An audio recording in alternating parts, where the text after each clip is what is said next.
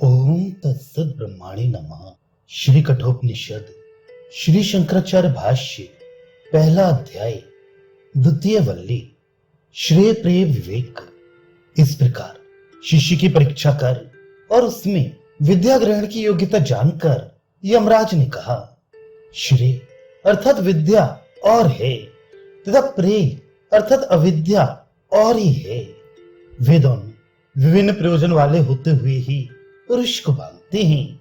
उन दोनों में से श्रेय का ग्रहण करने वाले का शुभ होता है और जो प्रेय का वर्ण करता है वह पुरुषार्थ से पतित हो जाता है। श्रेय अर्थात निश्रेयस अन्यत अर्थात भिन्न ही तथा प्रेय यानी प्रियतर वस्तु भी अन्य ही है। विश्रेय प्रेय दोनों विभिन्न प्रयोजन वाले होने पर भी अधिकारी यानी वर्णाश्रम आदि विशिष्ट पुरुष का बंधन कर देते हैं, अर्थात सब लोग उन्हीं के द्वारा अपनी विद्या अविद्या संबंधी कर्तव्य से युक्त हो जाते हैं। अभ्युदय की इच्छा वाला पुरुष प्रेय से और अमृतत्व का इच्छुक श्रेय से प्रवृत्त होता है। अतः श्रेय और प्रेय इन दोनों के प्रयोजनों की कर्तव्यता के कारण सब लोग उनसे बद्ध कहे जाते हैं। वे यद्यपि एक एक पुरुषार्थ से संबंध रखने वाले हैं तो भी विद्या और अविद्या रूप होने के कारण परस्पर विरुद्ध हैं। अतः एक का परित्याग किए बिना एक पुरुष द्वारा उन दोनों का साथ साथ अनुष्ठान न हो सकने के कारण उनमें से अविद्या रूप प्रेय को छोड़कर केवल श्रेय का ही स्वीकार करने वाले का साधु शुभ यानी कल्याण होता है। जो मूल दूरदर्शी नहीं है वे इस अर्थ पुरुषार्थ अर्थात परमार्थ संबंधी नित्य प्रयोजन से च्युत हो जाता है। वह कौन है? वही जो प्रेय का वरण अर्थात ग्रहण करता है। ये इसका तात्पर्य है।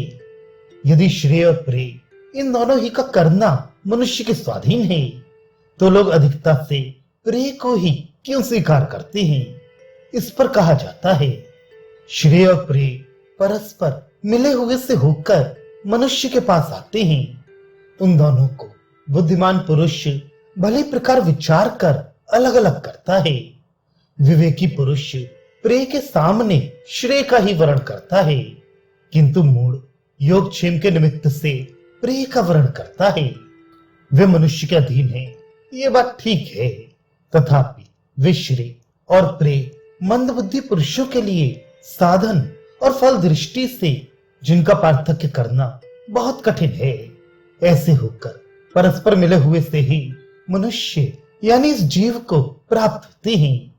अतः हंस जिस प्रकार जल से दूध अलग कर लेता है उसी प्रकार धीर बुद्धिमान पुरुष उन श्रेय और प्रिय पदार्थों का भले प्रकार परगमन कर मन से उनकी आलोचना कर उनके गौरव और लाघव का विवेक यानी पृथक्करण करता है। इस प्रकार श्रेय का विवेचन कर वह प्रेय की अपेक्षा अधिक अभिष्ट होने के कारण श्रेय का ही ग्रहण करता है। परंतु ऐसा करता कौन है? वही जो बुद्धिमान है। इसके विपरीत जो मंद अल्प बुद्धि है वह विवेक शक्ति का अभाव होने के कारण जो योगक्षेम का ही कारण है अर्थात जो शरीर आदि की वृद्धि और रक्षा का ही निमित्त है उस पशु पुत्र आदि रूप प्रेय का ही वर्ण करता है।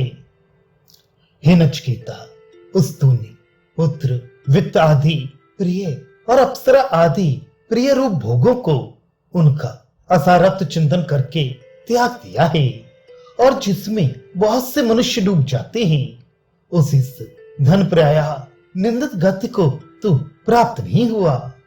हे नचिकेता, तेरी बुद्धिमत्ता धन्य है जिस तूने कि मेरे द्वारा बारंबार प्रलोभित किए जाने पर भी पुत्र आदि प्रिय तथा अप्सरा आदि प्रिय रूप भोगों का उनकी अनित्यता और असारता आदि दोषों का विचार करके परित्याग कर दिया और जिसमें मूढ़ पुरुष प्रवृत्त हुआ करते हैं उस वित्तमयी धन प्राय निंदित गति को तू प्राप्त नहीं हुआ।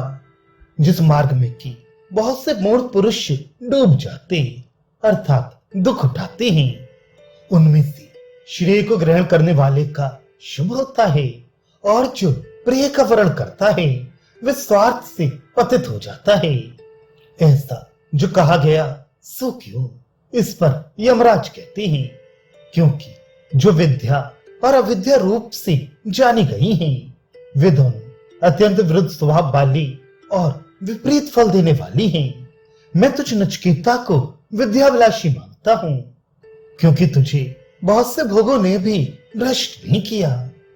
वे दोनों प्रकाश और अंधकार के समान विवेक और अविवेक रूप होने से दूर अर्थात महान अंतर के साथ विपरीत हैं। आपस में एक दूसरे से व्यावृत रूप हैं और विशुचि अर्थात नानागत वाले हैं, यानी संसार और मोक्ष के कारण होने से विभिन्न फल युक्त हैं। वे कौन हैं, इस पर कहते हैं, जो कि पंडितों द्वारा प्रिय को विषय करने वाली अविद्या तथा श्रेय विषया विद्या रूप से जानी गई हैं। उनमें तुझ नचिकेता को मैं विद्या विलासी अर्थात विद्यार्थी मानता हूं। क्यों मानता हूं? क्योंकि अविवेकियों की बुद्धि को प्रलोभित करने वाले अप्सरा आदि बहुत से भोग भी तुम्हें लुभा नहीं सके।